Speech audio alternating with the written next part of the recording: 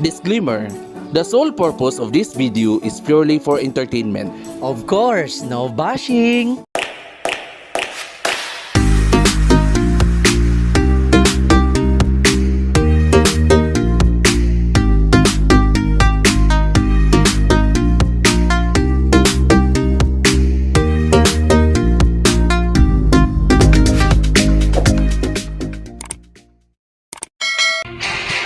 From being the stopover point for traders who plied the road between the old Spanish port town of Zamboanga on the southwestern tip of Zamboanga Peninsula and other bigger towns to the north of the old Zamboanga province in the 90s.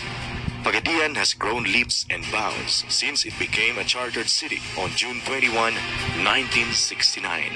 Pagadian was first known as the Sitio of Marcos Satubi, considered as the oldest town in Zamboanga del Sur, even predating the separation of the provinces of Zamboanga del Norte and Zamboanga del Sur. In July 1927, Pagadian became one of the barrios of Labangan. In 1934, during the American occupation, Governor General Leonard Wood commissioned Teofisto Gingona Sr., the director of Bureau of Non-Christian Tribes, to find out the possibility of transferring the seat of the government from the district of Labangan to another place. With the help of Dato Macaubang and Dato Balimbingan, who was the leader of Labangan at that time, the municipal district of Labangan was dissolved and the municipal district of Pagadian was formed. Not long after, the late President Manuel L. Quezon created the Pagadian as municipality by virtue of Executive Order Number 77 on March 23, 1937.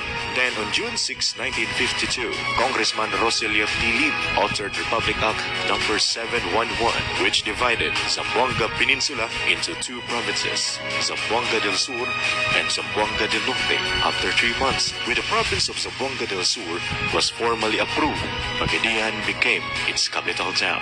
After 32 years as a municipality, Pagadian eventually became a chartered city on June 21, 1969 by virtue of Republic Act Number 5478. It is for this reason that we are celebrating the Araw ng Pagadian today.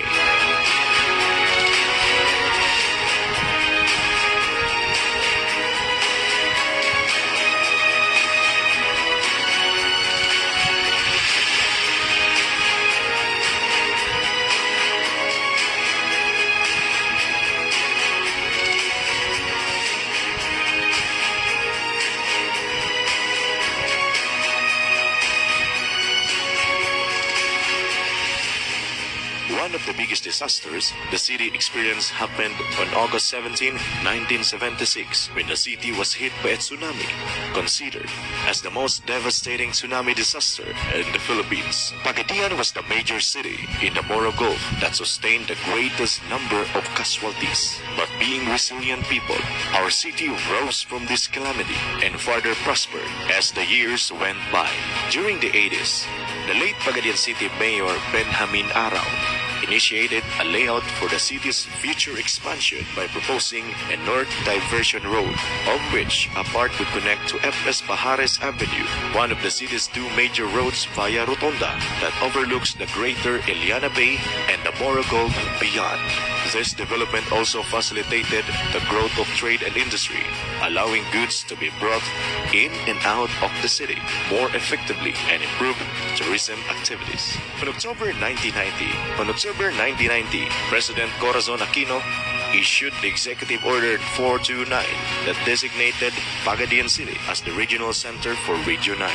But it was not until November 12, 2004 that Pagadian officially became the regional center for Region 9 Zamboanga Peninsula, due in part to the opposition of Zamboanga City, the former regional center, which delayed the process of the transfer. Population growth, rapid economic development, and marked improvement in public services, and a thriving and vibrant social and cultural life of the city, especially under the administration of our working mayor, the Honorable Samuel Ko, prompted renewed the interest in the status of the city. The city enjoyed an increasing number of businesses in the service sector, mainly due to the transfer of the regional offices from Zamboanga City, resulting to an influx of visitors from other towns and cities in the Zamboanga Peninsula. This is the evident with the current bullish construction trend in the city. Some malls already had made a presence. Out of the most prominent is the city-owned mall,